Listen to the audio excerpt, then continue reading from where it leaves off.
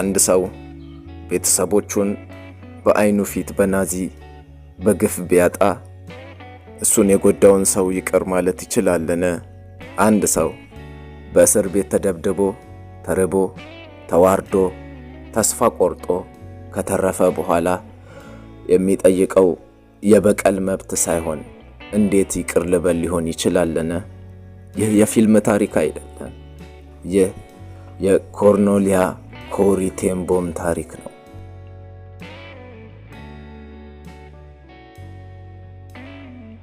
አንዲት የሆላንድ ሰዓት ሰሪ ቤተሰብ ሴት ከምትወዳቸው ሰዎች ጋር በሰላም ለመኖር የነበራት ሕይወት በአንድ ጊዜ ወደ ጦርነት ጨለማ ውስጥ ተጣለ።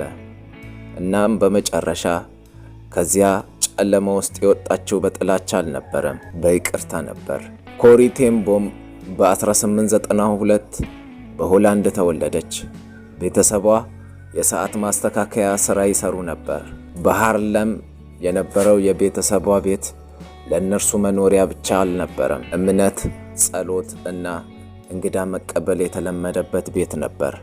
ኮሪ ከአባቷ ካስፐር ቴን ቦም እናም ከእህቷ ቤትሲ ጋር በጥልቅ የክርስቲያን እምነት ውስጥ አደገች።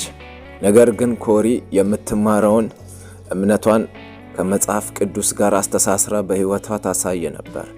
ለሷ እምነት ማለት ሰውን መውደድ ነበር፣ በተለይም ችግር ውስጥ ያለን ሰው። 1940 ናዚ ጀርመን ሆላንድን ወረረ። በአውሮፓ ላይ የጦርነት ጥላ ተዘረጋ። የአይሁድ ሕዝብ መከራ ጀመረ። ሰዎች ከቤታቸው ተወሰዱ። ቤተሰቦች ተለያዩ። ሰዎች በፍርሃት መኖር ጀመሩ። ኮሪና ቤተሰቧ ግን እንዲህ አሉ፣ እነዚህ ሰዎች ሊሸሸጉ ይገባል። በቤታቸው ውስጥ ሚስጥራዊ መደበቂያ ተዘጋጀ። በናዚ አይን ስር ለሞት የተፈረደባቸውን ሰዎች ለማዳን ጀመሩ። ይህ ትልቅ የጀግንነት ታሪክ እንደሚሆን አላወቁም። ምክንያቱም ለእነርሱ ይህ ጀግንነት ብቻ አልነበረም፣ የሚረዳን ሰው መርዳትም ነበር። ነገር ግን ሚስጥር ለዘላለም ሚስጥር አይሆንም። 1944 ቤተሰቡ ተያዘ። ኮሪ፣ እህቷ ቤትሲ እና አባታቸው በእስር ላይ ወደቁ። አባታቸው በእስር ላይ ሳለ ሞተ። ኮሪና ቤትሲ ግን ወደ ራቨንስቡርክ የማጎሪያ ካምፕ ተላኩ። ከዚህ በኋላ ሕይወታቸው ሌላ ትርጉም አገኘ። እስር፣ ረሃብ፣ በሽታ፣ ውርደት እናም ሞት።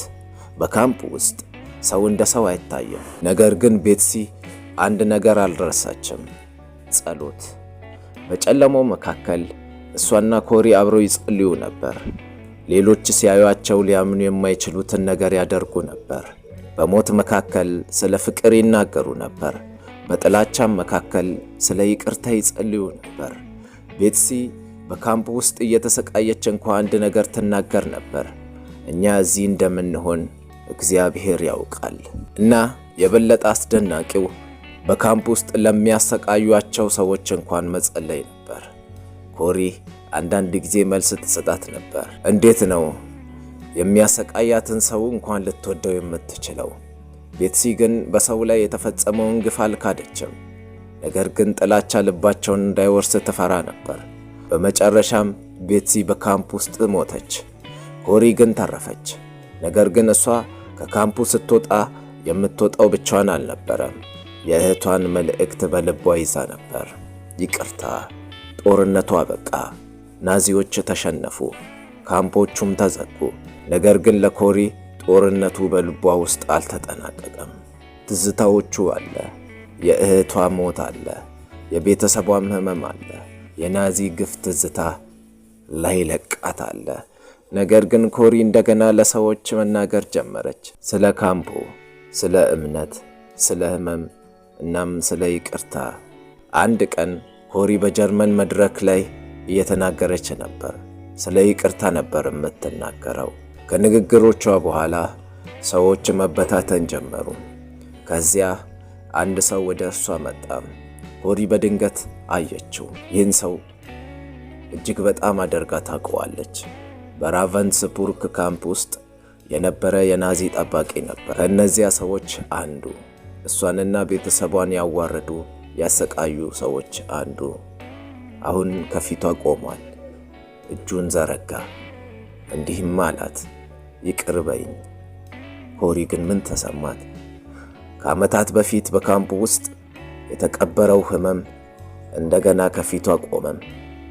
እጇን መዘርጋት አልቻለችም።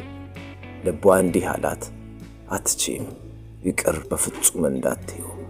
ነገር ግን እምነቷ ሌላ ነገር ነገራት፣ ይቅር በዩ። ኮሪ በኋላ እንደተረከችው ያ ጊዜ ለእርሷ እጅግ ከባድ ሆነ። የሰው ልብ በራሱ ኃይል ሁል ጊዜ ይቅር ማለት አይችልም።